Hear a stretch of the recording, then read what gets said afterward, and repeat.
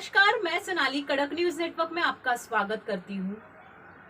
जेके arts प्रस्तुत उधार की जिंदगी के डायरेक्टर और एक्टर जेके चौहान से बादल शेख उर्फ चिंटू दादा ने खास मुलाकात की। आइए देखते हैं इसी की रिपोर्ट बादल शेख जी से, मऊ जिला उत्तर प्रदेश। जी हाँ दोस्तों, आदाब, सलाम, नमस्ते, सत श्री अकाल। मैं बादल शेख उर्फ चिंटू दादा कड़क न्यूज के तरफ से उत्तर प्रदेश मऊ जिले के अंदर सटा घोसी कस्बा। जी हाँ दोस्तों, घोसी कस्बे के अंदर जेके आर्ट, जो जेके चौहान जी के नाम से जाने जाते हैं, उन्होंने जेके सिनेमा प्रोडक्शन के तरफ से एक भोजपुरी पिक्चर बनाई है जिसका नाम है उधार के जिंदगी। आइए बात करते हैं उनसे इसी विषय में। जी हाँ, बताइए। सबसे पहले हमको, आपको देखने वाले दर्शकों को मेरा प्यार भरा नमस्कार और बहुत बहुत धन्यवाद कड़क न्यूज़ को, जिन्होंने आज मुझे साझा किया अपने न्यूज़ चैनल के माध्यम से। मैं दादा को बहुत बहुत धन्यवाद देना चाहता हूँ। दादा ने, आपने पूछा कि आपने अपने बैनर से एक फ़िल्म बनाई है, तो बिल्कुल सही आपने पूछा। 2013 में मैं एक फ़िल्म बनाई। इस फिल्म का नाम था उधार की ज़िंदगी। उधार की ज़िंदगी एक भोजपुरी फिल्म है, अब बिल्कुल अपने गांव माटी से जुड़ी हुई एक कहानी है, जिसमें मैं एज ए लीड हीरो की भूमिका में हूँ। और फिल्म की कहानी बहुत बढ़िया है और इसका पूरा पोस्ट प्रोडक्शन यानी कि बॉम्बे में हुआ है और सेंसर भी हो गया फिल्म का। फिल्म रिलीज़ होने की कगार पे है। थोड़ा लॉकडाउन की वजह से फिल्म अभी नहीं लग पा रही है। बाकी बहुत अच्छा रहा मेरा सिनेमा का सफ़र। और उसके साथ साथ मैं कई फिल्में किया, जैसे खेसारी जी के साथ मैं 2011 में एक फ़िल्म किया था। फिल्म का नाम है साजन चले ससुराल। तो भोजपुरी सिनेमा में जब खेसारी जी की पहली फिल्म है साजन चले ससुराल, उसमें मैं हूँ। और उनकी एक फिल्म आई थी देवरा पे मनवा डोले, तेरे नाम, लखोर, और पवन जी की फिल्म है जिसमें मैं हूँ भैया की साले ओढ़निया वाली, औलाद है एक फिल्म दिनेश जी की। तो तमाम ऐसी बहुत फिल्में। अभी मेरी लेटेस्ट एक फिल्म आई है चांद जिसन दुल्हन हमारा, तो उसमें मैं एक निगेटिव के रोल प्ले कर रहा था, भाई का रोल है। तो तमाम अभी मेरी कई फिल्में आने वाली हैं जी। तो मैं सुना हूँ कि आपने जो घोसी क्षेत्र से आपने जिला पंचायत का चुनाव भी आपने लड़ा है, तो मुझे ज़रा अजीब लग रहा है कि जैसे कि आप हीरो के भी किरदार करते हैं और राजनीतिक से भी जुड़े इस चीज़ पे आकर के आपको कैसा लग रहा है? मतलब फीलिंग कैसा है? मतलब एक अचानक से इस लाइन से हट करके राजनीतिक पॉलिटिकल चीज़ में आना, मतलब आपको कैसा लगता है? बहुत कठिन और बहुत बढ़िया सवाल आपने पूछा है। और बिल्कुल सही कहा आपने कि एक कलाकार जो है राजनीति से बहुत दूर होता है। बिल्कुल सही है, क्योंकि कलाकार एक बहुत भावुक इंसान होता है। और जो सिनेमा से हट के जो राजनीति है, राजनीति में बहुत मतलब कि दूसरे तरह के लोग जीवन जीते हैं जो हम लोग नहीं जी पाएंगे। लेकिन मेरे मन में एक ख्याल आया कि सिनेमा अपने दर्शकों को अपने फिल्म के माध्यम से मैं लोगों तक पहुंचता हूं, तो क्यों ना एक राजनीति में मेरा थोड़ा सा दिलचस्पी भी रहती। अभी हमने जो है घोसी के सटे एक अरियासो जिला पंचायत क्षेत्र है, वार्ड नंबर 7, यहाँ से मैं एक स्वतंत्र रूप से यानी कि बिल्कुल कहें तो निर्दल जिला पंचायत का मैं प्रत्याशी भी रहा हूँ। और बहुत जनता का प्यार मिला, आशीर्वाद मिला। ये जो मेरे दोस्त हुआ करते थे कभी, लेकिन मैं उनका घर तक नहीं देखा था, गांव भी नहीं देखा था। इस चुनाव के माध्यम से मैं यही कहना चाहूँगा इस कड़क न्यूज़ के माध्यम से कि मैं लोगों के घर घर तक पहुँचाऊँ। एक कलाकार को लोग चाहते हैं, पसंद करते हैं, तो उनको कहीं स्क्रीन पे देखते हैं, और जब घर में गांव में जाता है तो लोगों को और बड़ा अच्छा भी लगता है, अजीब लगता है कि अरे ये तो हम पर्दे पर देखते हैं, आज यहाँ भी दिख रहे हैं। तो मुझे गांव के लोगों से मिलना जुलना बड़ा अच्छा लगा। तो एक माध्यम हो गया कि राजनीति के माध्यम से मैं लोगों तक पहुँचा हूँ, हर दरवाजे, हर घर। तो बड़ा खट्टा मीठा, बड़ा अच्छा अनुभव रहा और बहुत मज़ा भी आया चुनाव लड़ने में। बाकी सिनेमा से लगाव, सिनेमा में कर ही रहा हूँ ऑलरेडी, हमेशा कुछ ना कुछ फिल्में हमारी अभी और शूटिंग होने वाली है अगस्त में। तो बहुत अच्छा है, कोई दिक्कत नहीं है। हम तो जो भी जैसे वक्त होता है उसके हिसाब से मैं जो है अच्छा जेके जी, मैं आपको एक मिनट रोकना चाहूँगा, पूछूंगा जी।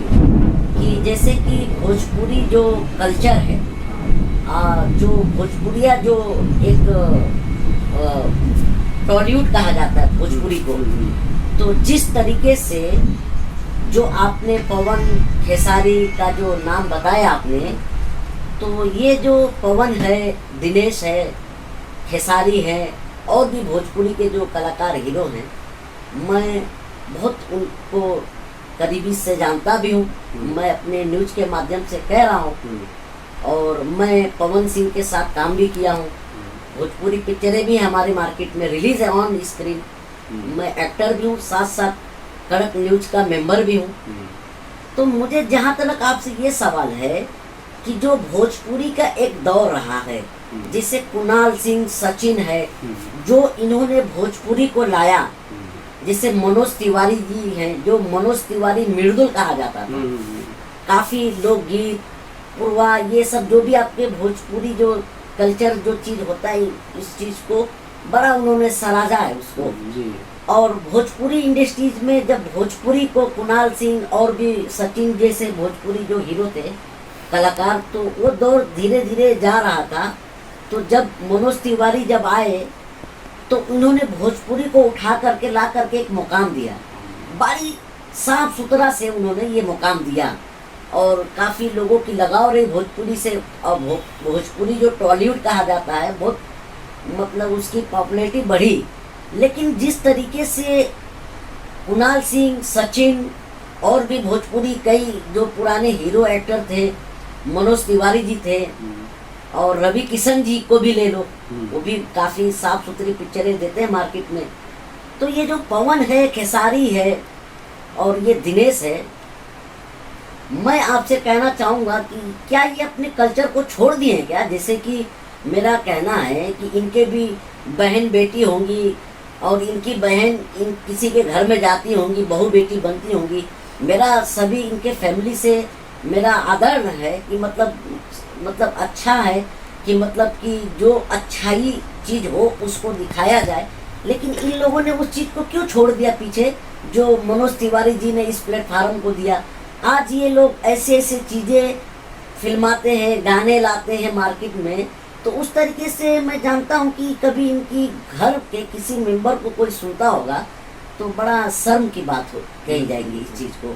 तो ऐसी जो वर्गराइजिस जो चीज़ है भोजपुरी के अंदर, वो ज़रूरी नहीं है कि करके ही हीरो बन जाएंगे और उठने का टीआरपी लेना होता है। जो जैसे हीरोइनें भी हैं, काफ़ी इसमें ग्लैमरस जो ओपन कर दे रही हैं अपने आप को बोल्ड्स करके कि भोजपुरी में मुझे काफ़ी पिक्चर मिलेगा। नहीं, ये चीज़ नहीं है। देखिए, पिक्चर का एक आपने खुद ही कहा कि पिक्चर से मुझे लगाव है और रहेगा, क्योंकि ये मुझे एक जीने का वो तरीका दिया और लोगों को एक सीख देता है, समाज में एक सीख देता है। तो इस समाज को ये लोग काफ़ी पीछे लेकर के चले गए। इसके बारे में चंद मिनटों में मुझे कुछ आप बताएं। मैं बहुत छोटे संक्षेप में बताना चाहूँगा जी शेख साहब कि देखिए, सिनेमा एक समाज का आईना होता है। हम समाज में जितनी भी कुरीतियाँ हैं, जितनी भी बुराइयाँ हैं, उसको हम सिनेमा के माध्यम से समाज को दिखाते हैं। तो हम जब सिनेमा में ही गलत दिखाएंगे, गलत बताएंगे, तो समाज पे बुरा प्रभाव पड़ेगा। जी जी। हमारे समाज जो है और इससे मतलब कि बुराइयाँ होगी, माँ बहन है, छोटे बड़े बेटे भाई जो भी हैं, उनके ऊपर बुरा प्रभाव पड़ेगा। तो हमारी जिम्मेदारी, नैतिक जिम्मेदारी हो जाती है कि हम सिनेमा जब भी करें तो एक साफ़ सुथरा सिनेमा दें जो एक संदेश लेकर जाए। जो हम गाना को थोड़ी कहते कि नहीं, हम जब तक खोल के नहीं गाएंगे तो लोग नहीं जानेंगे। एक साहित्यिक शब्द में भी बहुत तमाम पुरानी जितनी भी उठाकर फिल्में देख लीजिए तो उनमें क्या भाव रहता था, कितना अच्छा आपको दर्द मिलता था, प्यार मिलता था, तो भी तो हमारा भोजपुरी टिका था, चल रहा था। लेकिन आज जो ये तमाम नए जनरेशन में जितनी फिल्में बन रही हैं, तो कहीं ना कहीं इसमें कथा और पटकथा को लिखने वालों में भी बहुत कमियां, क्योंकि बहुत कम समय में बाज़ारों चीज़ बनाने के लिए वो कहीं ना कहीं, और इसमें कलाकारों का भी बहुत बड़ा दोष है कि वो चाहते हैं कि ये रहेगा तो मेरे गाने में बहुत अच्छा क्लिक कर जाऊंगा, ये होगा। तो हर तरह से देखा जाए तो दर्शक भी इसका जिम्मेदार है और जो राइटर है, जो लेखक होते हैं, उनके मन में भी ये सब विकृतियाँ आती जो नहीं होना चाहिए। साहित्यिक शब्द में हम अपने भाषा को, अपने बात को रखें तो वल्गरता नहीं होगी, जिससे हमारा समाज जो है गंदा नहीं होगा। ठीक है, ये थे जेके चौहान जी, घोसी, उत्तर प्रदेश, मऊ जिले से। मैं बादल शेख, कैमरामैन अतुल के साथ, कड़क न्यूज। नमस्कार। ऐसे ही देश दुनिया की खबरों के लिए जुड़े रहिए कड़क न्यूज नेटवर्क के साथ, और साथ ही साथ हमारे चैनल को लाइक, शेयर और सब्सक्राइब करना ना भूलें।